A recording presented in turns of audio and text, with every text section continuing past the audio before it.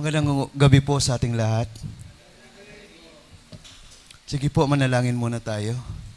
Panginoon o Diyos, aming amang banal, ang Diyos na makda ng langit at lupa, kami po'y naparito o Diyos para sa salita nyo, sa pagpupuri, sa pag-aawit at sa pagsamba.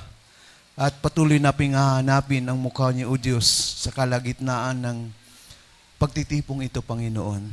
Kaya, o Diyos, dalangin po namin na buksan niyo po, ihanda niyo ang aming puso't isipan sa mga salita niyo at aming mapapakinggan. At ito po'y tumusok sa aming puso at patuloy na magpabago po sa amin. Inaalala namin ang aming mga kasamang wala dito at may karamdaman, o Diyos. Dalangin namin si Atibang, the rest, kung sino man po, o God, mga kabataan ngayon, mga awit at dancers at manunugtog na may karamdaman, O God. Father, we pray for strength, for healing. Father, we pray for your guidance and your power be upon us, Panginoon. Salamat sa pangalan ni Jesus. Amen. Kasalanan nga ba ang maging mayaman or magpayaman? Honestly, yung totoo, sa tingin niyo po ba, kasalanan bang maging mayaman or magpayaman? Sino nagsabing hindi? Taas ang kamay. Sino nagsabing masama? Wala. Sino nagsabing banal na hula? So, tapos na po ako. Alam naman pala natin na hindi naman kasalanan. Kasi kung titingnan natin, pero bakit may na-mention, even Jesus, about the rich man? Bakit parang habang binabasa natin yung New Testament, ay parang merong mga dadaanan tayong ang hirap ng isang mayaman na makapasok sa kaharian ng Diyos. Bakit may isang mayaman na umuwing malungkot?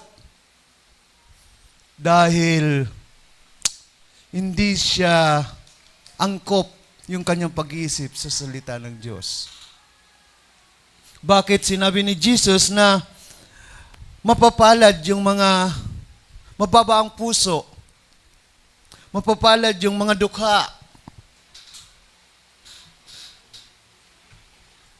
kung hindi masama ang mayaman? Uulitin kong tanong. Parang, sino nagsabing hindi masama ang yumaman? Taas ang kamay. Uy, konti na lang. May natandaan akong kaninang tumas, ngayon hindi na. Anyway, tama po yun, ano? Pero, it is obvious in the Bible, as I have mentioned, yung contrast ng pagtuturo ng Panginoong Yesus sa mga mayayaman at the same time sa mga mahihirap. Ano po, kung maalala natin yung parable of the talents, ano po, na nagalit ang Panginoon dahil tinago lang sa lupa nung isang binigyan niya ng coin or talent at hindi ito pinatubo, walang interest. At even sa Deuteronomy, sa Old Testament, ay mababasa natin dating, it is I, the Lord, who gives you the ability to produce wealth. Kayamanan. Even sa Jeremiah, yung favorite natin na verse, that sabi ng Panginoon, for I know the plans I have for you, declares the Lord, plan to prosper you, not to hurt you. Ano nga ba ang stand ng Panginoon patungkol sa pagpapayaman at pagiging mahirap o dukha? Yan po yung pag-uusapan natin ngayon. At ang title po natin ngayon ay papamagatan natin, Defined by the Heart. Pwede po pagkasabi sa katabi mo, Defined by the Heart. Actually, yan na heart, umiikot yan eh. Na phrase, na PDF. Ano po? Nagde-define daw yung heart po natin. Alam niyo po, nung sinulat ito ni Jesus, ni Matthew, itong Sermon on the Mount of Jesus, the first week of kanyang ministry, ano po, ito po ay pinangaral ng Panginoon, ito po yung mga audience niya. Sige po. Number one, habang nangangaral ang Panginoong Yesus, mas maiging maintindihan po natin tong context na to para ito po yung maging hugot natin. At ngayong gabi, at sana mas lubos na maunawaan natin to where should we stand. Etong mga disciples, not necessarily the 12 disciples that time, pag sinabi kasing disciples, mga followers. Ano po? So, disciples ang kausap niya dito. So, who can name one of the disciples? J. Pangalan ka ng isang disipulo.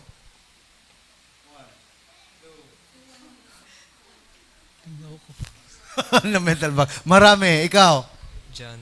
John. Si Peter. Tama. Alam niyo po ba si Peter? May problema siya sa pera. Kaya nga, sa Bible, makikita siya kahit gabi nangingisda.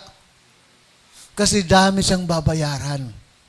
Kung titingnan natin yung background ni Peter, may problema siya sa pera. Marami siyang bayarin. Parang yung katabi mo, huwag ka nang lilingon. Ikaw yun. Parang yung nasa harap niyo. Ganon, may problema si Peter. Kaya nga, di ba, yung account na, pansin nyo yung account sa Bible where pinahuli ng isda ng Panginoon si Peter at may nakuwang coin sa bibig at yun yung pinangbayad sa tax. Sino pa? Ang disciple. Yung pinakasikat. Si Judas. Si Judas, Englishin natin para maganda naman, Judas. Pag Judas kasi, talagang negative na. Judas. Si Judas is a treasurer. Treasurer siya ng mga apostle, di ba, ng mga disciple. Siya yung at siya nag-volunteer. Tagahawak ng pera. At even the Bible mentioned na si Judas talaga kumukupit siya. Na-mention po siya, basahin niyo yung Mark.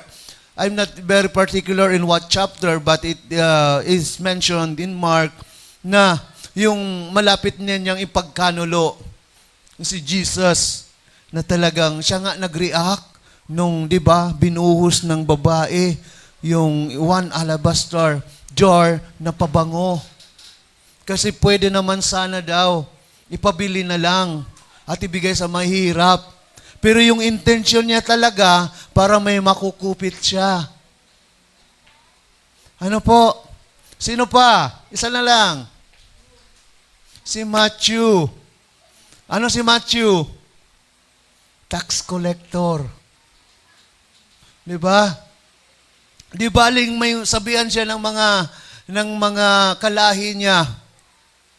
Basta at least may pera siya. I can name some of the disciples na nakikinig po dito. Pangalawa, itong mga Fariseo. Alam naman natin, ang mga Fariseo ay gusto pakabig ng pakabig. Ano po? Alam niyo ba noong mga panahon ni Jesus, that time, the first century, ay tinatago ng mga tao ang pera, binabaon sa lupa. Kasi po, wala pa noong bangko, syempre.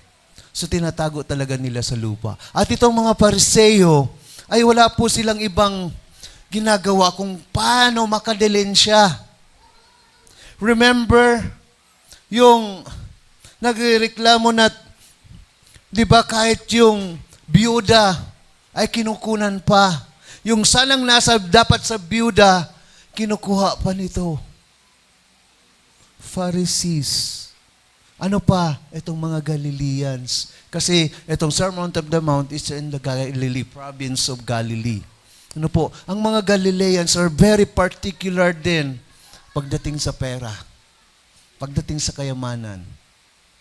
Ano po? So, as we speak, maintindihan natin kung ano yung context, kung bakit na-mention to ni Jesus patungkol dito sa pag-ipon or pagpayaman. Ano po? Can you follow me? Now, Matthew 6:19. Pwede po pakibasa.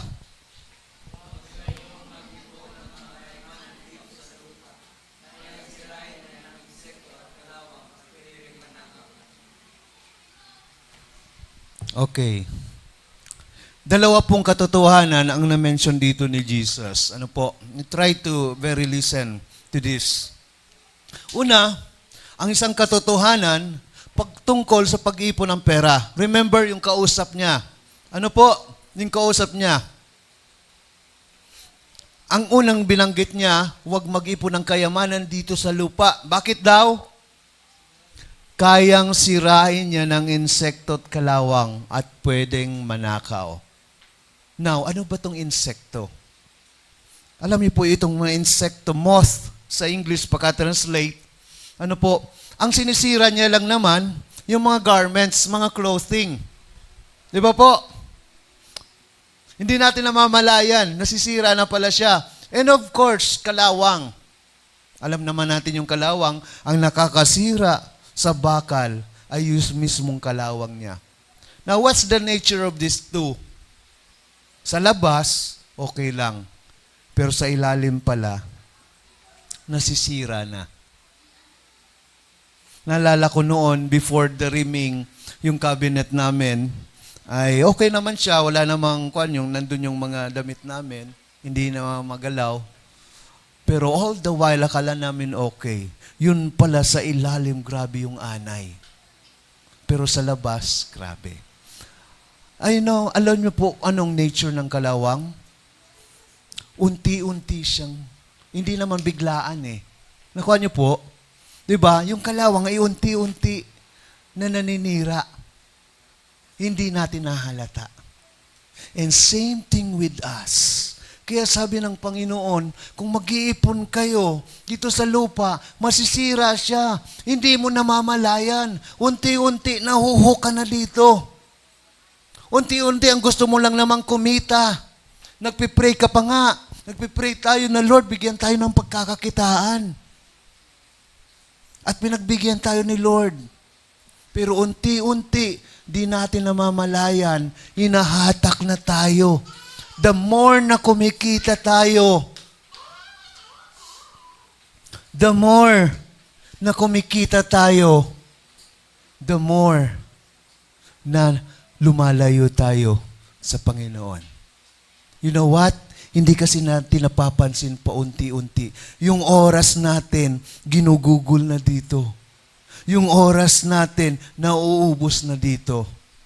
And before we know it, malayo na tayo, yun pala, puno na ng kalawang yung puso natin. At hindi na ang tibok niya ay ang tibok ng puso natin. Pasensyahan po tayo ngayon, Naparito po ako hindi para, alam niyo po yun,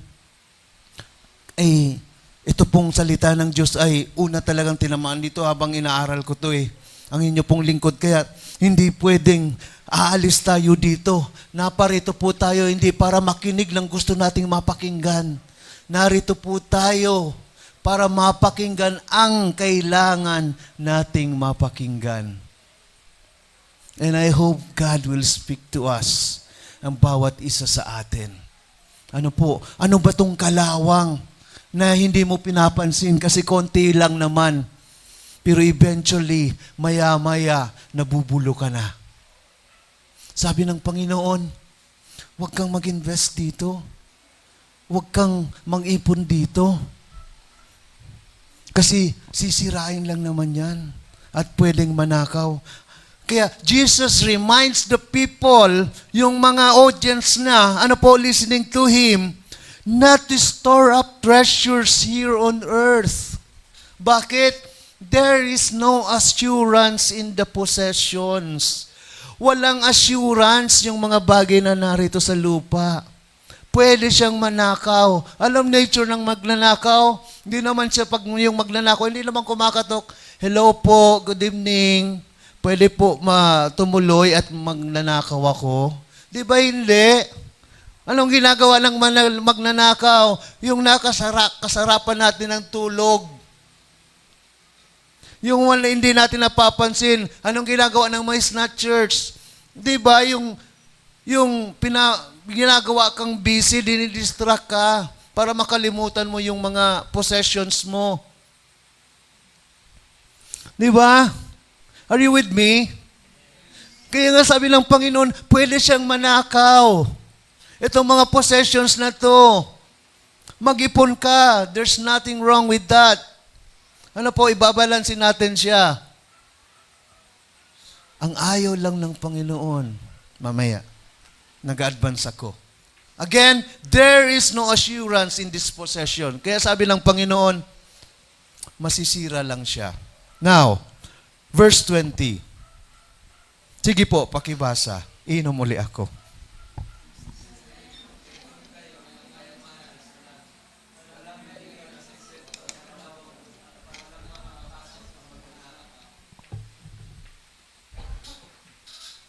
Ito po yung pangalawang katotohanan. Unang katotohanan, anumang inipon mo dito sa lupa, mawawala din siya. Pangalawang katotohanan, anumang inipon mo sa Diyos, sa kalangitan, hindi siya mawawala. Ano po? No need to explain this. Very simple as it is. Mag-ipon ka man daw sa langit na. So, ano ba, pastor? So, hindi na talaga kami magpapayaman. Ganun ba to? Ang gustong sabihin nito. Now, ano bang gustong sabihin dito ng Panginoon?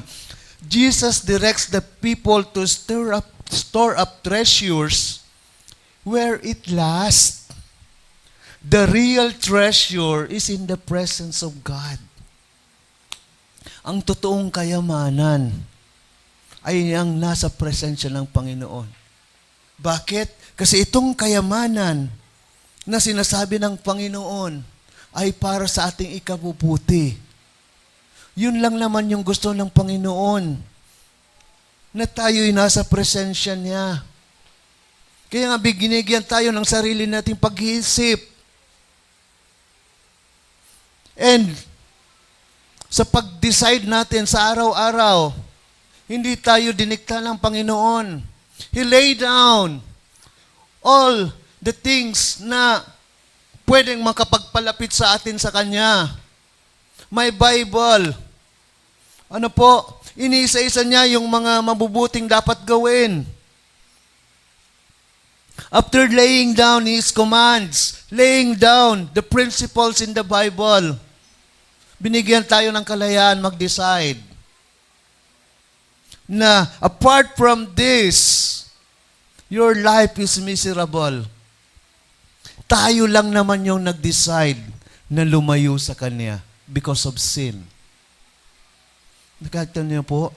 Kaya nga, ang totoong kayamanan, sabi ng Panginoong Yesus, hindi niya sinabi dito hindi niya sinabi sa verse 19 na masama. Ang sabi niya lang, walang assurance ang pag-ipon dito. Saan yung may assurance? Sa presensya ng Panginoon. Now, 21, dahil kung saan ang kayamanan mo, nandoon ang puso nyo. Hindi magsisinungaling. Yung mga nanay ditong nagbabudget, dahil man nga ako nagbabudget, dahil man nababudgeton. Ano po? Yung mga nagbabudget sa atin, kung nag-ipon man kayo ng resibo, i-check nga natin, ilan ba dito or magkano ba dito yung ginastos natin na may kinalaman sa kaharian ng Panginoon? Kayo makakasagot niyan.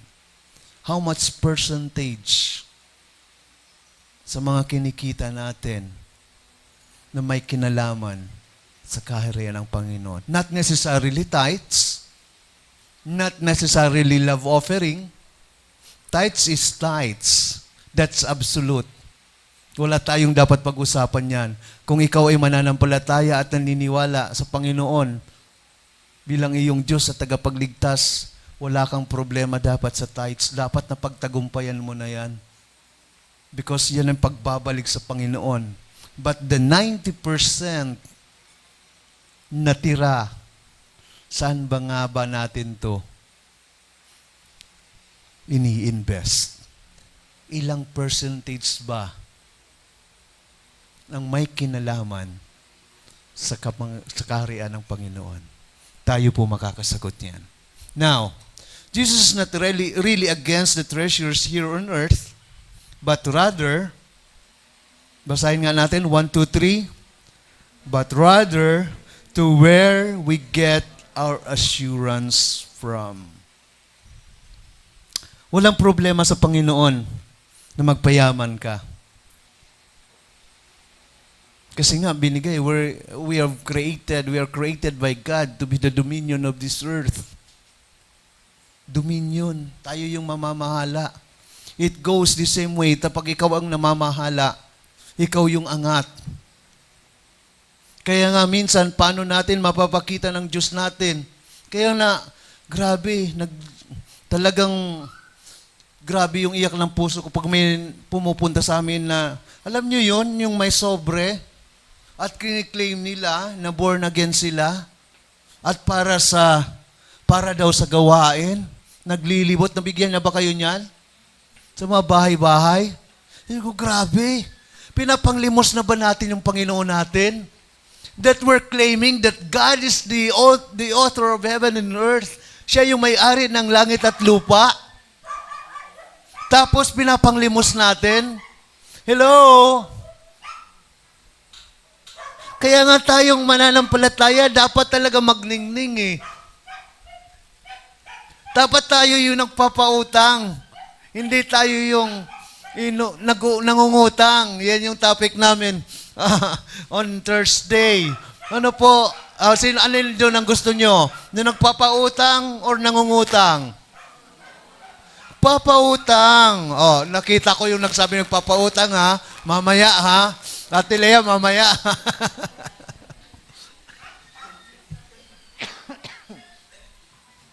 Kaya dapat nga magningning.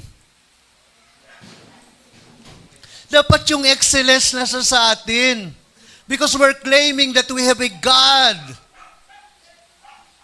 The God who owns everything here on earth. Yung Diyos natin na mayaman. Yung Diyos natin na matapat na sinasabi natin. Ang Diyos natin hindi nagkukulang. Sana makasabay buhay natin. You know what? Saan tayo nagkakaproblema? But rather, to where we get our assurance from. Nagkakaproblema tayo sa Panginoon. Pag ito na yung inuuna natin, hindi na ang Diyos. Nagkakaproblema tayo sa Panginoon kapag yung pinagpipray mo na binigay sa'yo, ngayon ito na din yung humahatak palayo sa'yo ng Panginoon. Huwag mo nang antayin na kunin pa ni Lord. Para lang matauhan po tayo. Take it from me, I've been there. Gusto ko lang naman yumaman. Kasi, sabi ko ilang taon na akong pobre. Gusto ko lang naman maraming sapatos. Kasi nagbabasketball ako noon. Butas-butas. Nanghihiram. Kahit masikip, pwede na.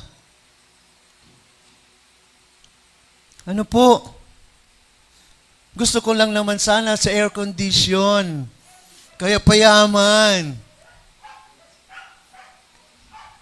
Alam niyo po noon, grabe. Kapag naaalala ko, sabi ko pa noon sa kapatiran, ako naman hindi naman nag-absent na ako sa service. Pero pag nag-church naman ako, sabi ko, for sure malaki yung tithes ko. Grabe. Grabe, so hambog ko talaga ka ito. Kaya all of the sudden, ninalis ni Lord eh. Payaman na sana eh. May kanta pa nga kami noon. Anak ko, payaman ka ba? Tapos sasagot yung anak ko, hindi.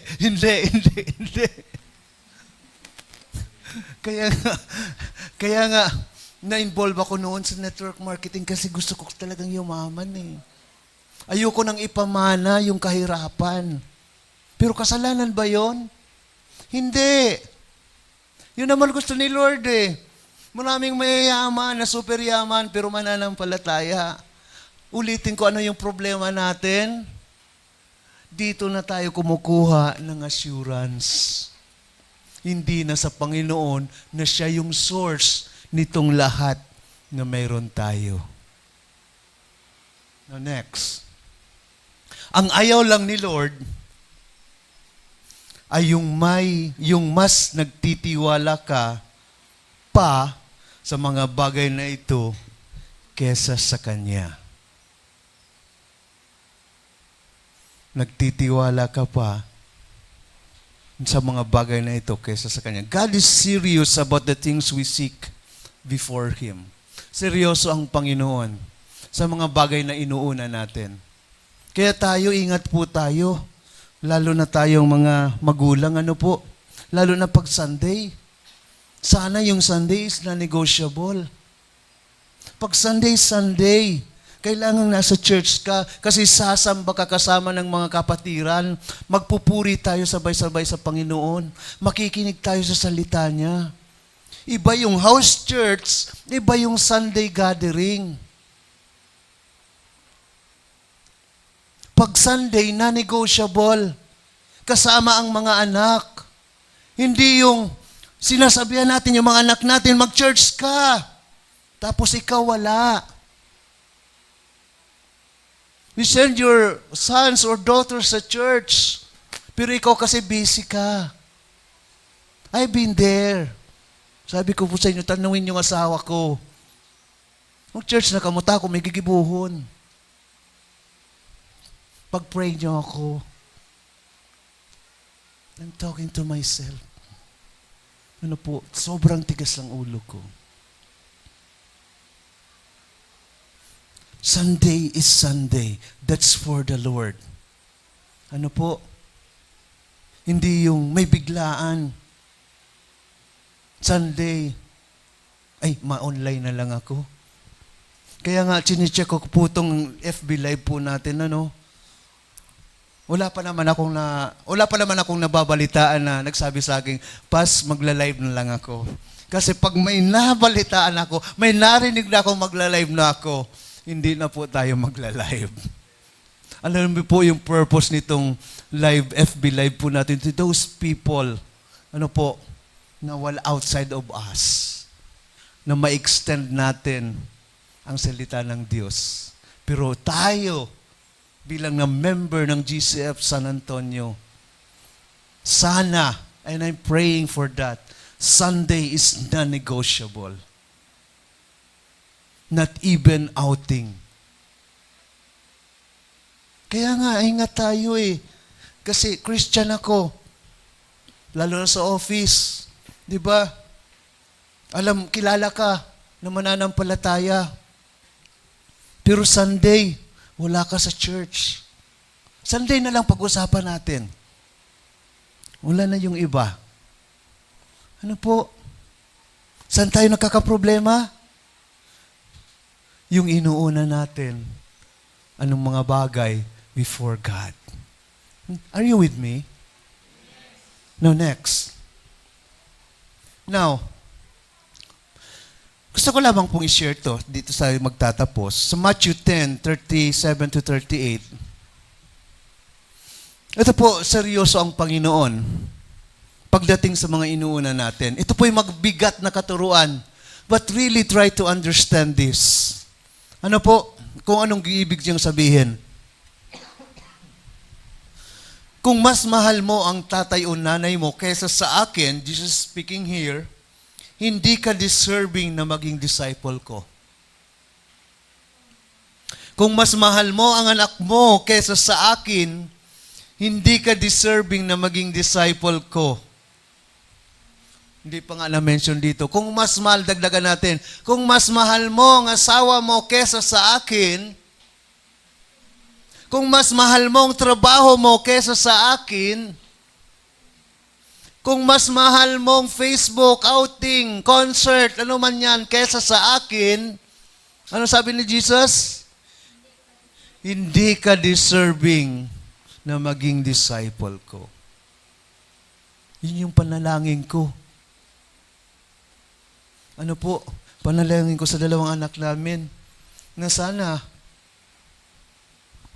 malayo pa. When time comes na sila'y magpapamilya, gusto, sana yung mas mahal ng Panginoon kaysa sa kanila, yung makatagpo nila. Ano po? At sana, yun yung maging goal natin, tayong mga kabataan. Ano po? Hindi dahil sa tumibok yung puso natin, iyon na ini, Lord, thank you, Lord, answered prayer. Ano? Iyon na, inikinindatan ko sa, kundi sana, lalo na, kung hindi pa tumananampalataya na tumitibok sa atin, pagkakaproblema talaga tayo. Kagahanap ka ng partner na hindi mananampalataya, hindi ka talaga maiintindihan. Tanong nyo sa nanay nyo. Agree? Unang reason natin, mahal dapat niya. Mahal dapat una ng asawa ko ang Panginoon kesa sa akin. Mahal dapat ng anak ko ang Panginoon kesa sa aming mga magulang. Mahal dapat naming mga magulang ang Panginoon una before ang mga anak namin. Alam nyo, pag inuna natin ang Panginoon, itong mga bagay na supposedly gusto nating unahin, God will just take care of it.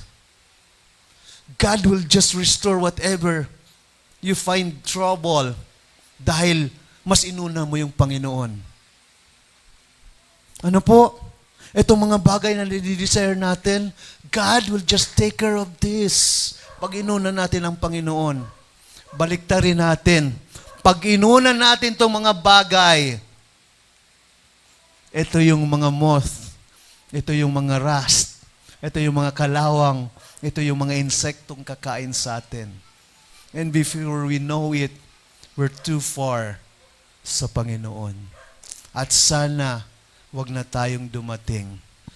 Ituloy ko lamang po hindi pa pala tapos si Jesus, na-interrupt ko. Ganon din kung hindi mo papasanin ang krus mo at di ka susunod sa akin, hindi ka deserving na maging disciple ko. Ano ba yung purpose sa'yo ng Panginoon? Ano ba yung kinalalagyan sa'yo ng Panginoon dito? Ano bang talent mo na mayroon ka na hindi mo ginagamit para kay Lord? Mas ginagamit mo pa sa labas. Mas nagniningning ka pa sa labas. Yes, kailangan nating mag-excel sa labas. Sa school, kailangan mo mag-excel. Kasi nga para makitang mayroon kang Diyos, remember, Matthew 5:16, let your light shine before men, that they may see your good deeds and praise your Father in heaven. Yes, kailangan natin magningning sa opisina. Pero in as much as you're giving your time, your effort, your resources sa labas, kailangan ibigay mo din sa Panginoon. Hindi yung ang galing-galing sa labas, pero dito, kwan lang, ano yung kwan? PPP. Tagapalakpak. Ano yun? Tayo. Palakpak, tayo, upo. Paupo yan. Paupo, patayo, pauwi. Ano bang meron ka? Diba, Lord, gusto ko magpagamit. Diba? Hindi yung pinipilit ka pa. Sana ang magiging problema na ni RB, paano to? Nauunahan talaga sila magpa-schedule sa akin. Wow! Hindi yung ilang chat na, hindi pa nagre-reply kung sino yung, di ba? Dapat mag-uunahan. Ano bang meron ka na magagamit? In as much as you are good outside, mas galingan niyo po dito. Ipakita natin kay Lord na kung magaling man ako sa labas, mas gagalingan ko pa dito sa loob. Ano po? Now, ito po, 39, hindi pa pala tapos. Ang nagsisikap magligtas ng buhay niya, mawawalan ito. Pero ang mawalan ng buhay dahil sa akin, magkakaroon ito. Parehas din po, we're chasing two rabbits. If we're chasing two rabbits, we either catch one. Wala tayong mahuhuli kung dalawa yung hinahabol natin. Ano ba yung major natin? Yun yung unahin. Keep the main thing, the main thing. Dapat alam natin yung priority natin. Alam natin yung unahin natin. And itong unahin natin is non-negotiable. Hindi siya pwedeng, alam nyo yun, nagfa-fluctuate. Depende sa sitwasyon. Kaya nga kanina sa huddle namin, yung worship, hindi naman dahil sa pakiramdam natin, nagpupuri tayo sa Diyos dahil una, karapat-dapat siyang purihin. It's not about us, it's about God that we worship. Ano po? Kaya dito sa verse 39, ano bang inahabol natin? Buhay? O yung Panginoon na nagbibigay buhay? Kaya hindi KJ si Lord na ayaw niya tayong mag-enjoy dito sa lupa or sa mundo. Kundi alam niya lang kung ano ang higit na mabuti para sa atin. Mas siya po ang nakakaalam. For I know the plans I have for you. Siya yung nakakaalam, hindi tayo. Ano po? Hindi KJ si Lord. KJ man ngayon ni si Lord. Gusto ko man lamang ngayon mag-enjoy. Wala mang problema po, mag-enjoy. Ano po? God gave us everything. Balik lang tayo sa creation. Bago pa man niya tayo create, inihanda niya na lahat ng kailangan ng tao. At sinabihan tayo magdo-dominion sa lahat ng creatures, sa lahat ng nilalang niya. Kaya nga wala naman tayong kailangan na nandiyan na binigay ni Lord eh. Saan ulit tayo nakakaproblema? Kung saan yung assurance natin. Now, may laman. Dito pa ako magtatapos sa Romans chapter 8, verse 5 and 6. Listen carefully. And I use the Magandang Balita Biblia. Ito pa ang pagkasabi niya. Ang mga namumuhay ayon sa hilig ng laman ay walang pinapahalagahan kundi ang mga bagay na ukol sa laman. Ngunit ang mga namumuhay ayon sa Espiritu ay nagpapahalaga sa mga bagay na espiritual. Kaya po hindi talaga natin may tatago. Kung ano yung pinapahalagahan natin, doon tayo nabubuhay. Ano po? Ang pagsunod sa hilig ng laman ay naghahatid sa kamatayan. Ngunit ang pagsunod sa Espiritu ay nagdudulot ng buhay at kapayapaan. Di ba yun naman yung gusto natin? Yung buhay na may kulay,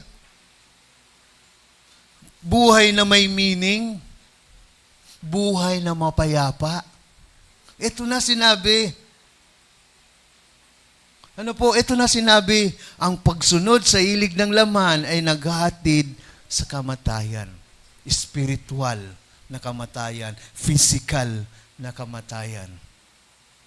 Ano po? Ito pong hiling ng laman, hindi lang ito yung desires of the flesh, kundi desires of the things here on earth apart from God. Saan nga ba? Una, makikita po natin kung nagtatago tayo ng resibo. makikita natin, alin ba dito talaga yung may kinalaman sa kaharian ng Diyos? Yung time ko, yung 24 hours na ginugugol ko, ilang time ba dito sa 24 hours ko? Alisin na natin yung tulog. Sabi natin natutulog ka at least 8 hours. Minus 8, ilan na lang? 16. Sa 16 hours na muklat ang mata ko, ilang oras kaya ang para sa Panginoon? I don't say your work is not for God. Kasi nga work and worship is the same word na ginamit sa Bible. Ano yun? Abuda. Abuda. A Hebrew word. The same work and worship, isa lang sa Greek na word ang ginamit. Kaya even your work is your worship. Kaya magpasiyasat nga tayo sa Panginoon. Isama nga natin sa devotion natin, sa araw-araw. Lord, dito sa oras ng 24 hours ko, alin ba dito, Lord, yung may kinalaman sa kaharian mo? Sa Facebook, pag-browse mo ng social media, ilan ba dito yung may kinalaman sa kaharian mo? Kaya nga kahit Facebook, kahit nga yung social media, yung algorithm niya, hindi mo maluloko eh. Kung ano yung palaging, alam niyo yun yung tumigil ka lang, hindi ka lang nag-scroll, alam na ng server ng social media platform kung ano yung binigyan mo ng oras. At yun yung isi-send niya sa'yo. Ano po? Kaya nga huli.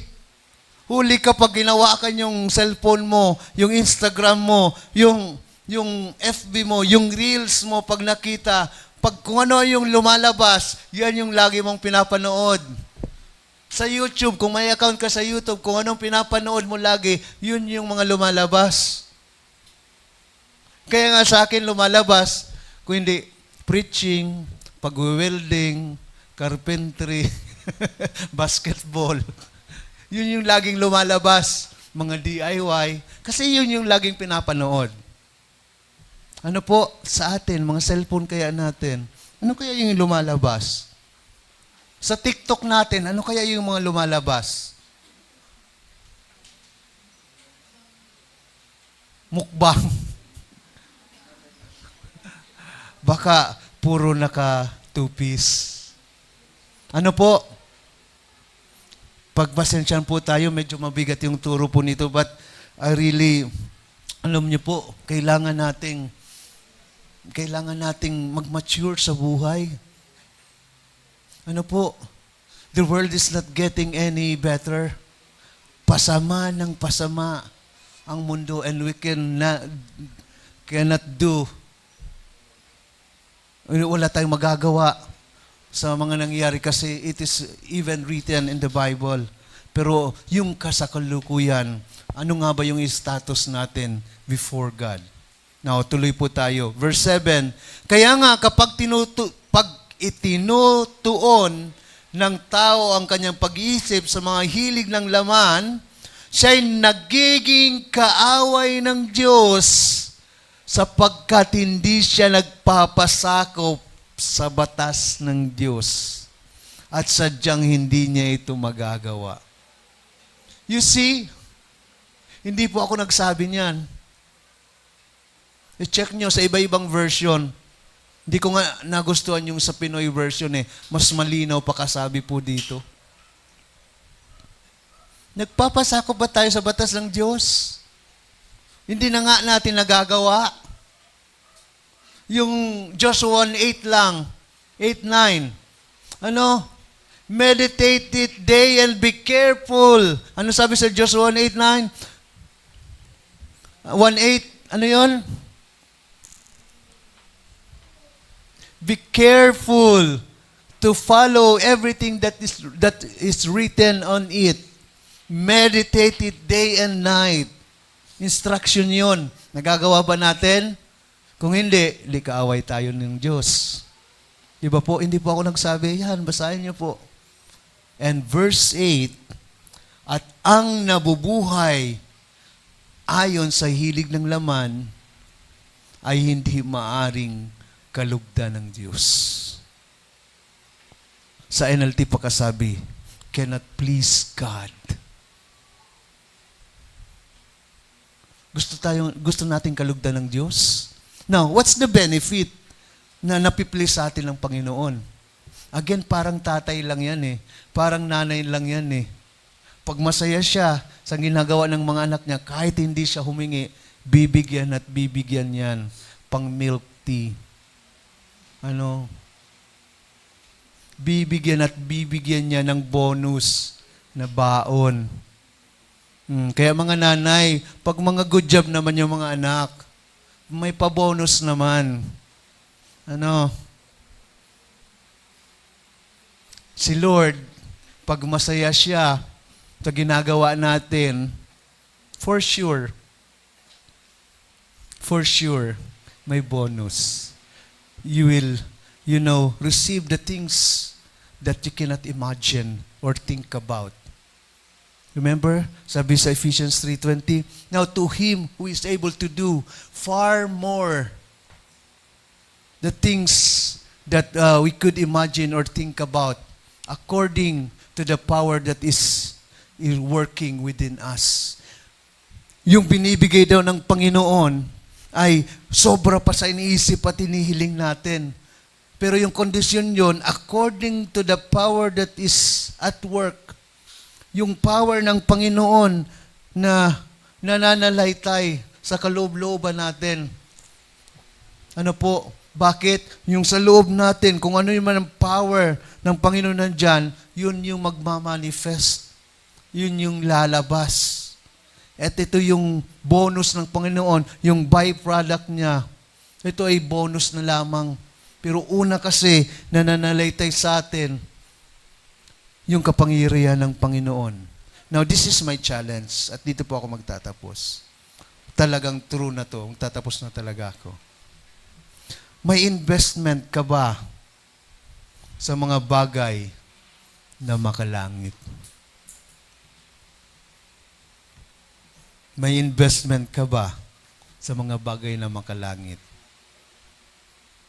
Kaya nga po, supposedly magre-report ngayon si Ate Eden sa mga pledges natin. Gusto po naming mag-report sa inyo kung magkano na yung mga naibibigay natin.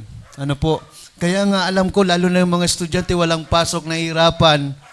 Pero kahit nahihirapan, talagang gumagawa ng paraan, makapagbigay lang. Kasi ito yung pangako nila sa Panginoon. Ito is talagang sacrificial. Lalo na nakatuga ka na duman. Again, hindi po sa akin, hindi kay Ate Eden kayo nag-promise sa Panginoon. This is your investment. Bakit? Sa bawat linggo na binibigay nyo, ipunin natin to, gaano man siya kakonti. Pag inipon natin to, just imagine ilang mga kaluluwa ang mapupukaw, hindi dahil sa regalo, kundi naintindihan nila na tayo kahit kailangan din natin, ay mas pinili nating magbigay. Kasi ito yung alam nating makakapagpasaya sa Panginoon. Ito yung alam nating mas makikilala ang Diyos na sinasamba natin dito sa practical na kapamaraanan. Hindi yung Bible verse na sinishare natin, hindi yung pag-share natin, pag-memorize natin ng Bible verse at sinishare natin sa kaibigan natin, kundi sa practical na kapamaraanan, maipapakita natin yung pagmamahal ng Diyos. Remember, the people outside read the Bible that we say through sa buhay po natin. At tinitingnan nila, hindi yung Bible na binabasa natin, kundi yung pamumuhay natin. Kaya, may investment ka ba sa mga bagay na makalangit? And our challenge for this week nga, because of this fine-tune na binuksan natin, opportunity. And as of now, ilan na nga RV yung nagkuan, signify, 30. RV, ilan na yon? Nag-signify? 31. Ano, may inabol pa akong dalawa. 31. Ano po, and almost half ba mga non-members? So this is our evangelism. Bibigyan natin sila ng free pagkaalam sa musika at papakainin pa. Wala naman tayo ganong kalaking pondo, pero bakit natin to ginagawa? We invest sa mga kaluluwang madadala natin dito. We envision na imbis na hanapin nila yung comfort, yung pagmamahal, yung satisfaction, yung interest nila, hanapin nila sa labas. Dito na lang nila matagpuan. Dahil nandito yung Diyos. Nandito yung Diyos sa ating puso na ini-extend natin sa iba. Ano po?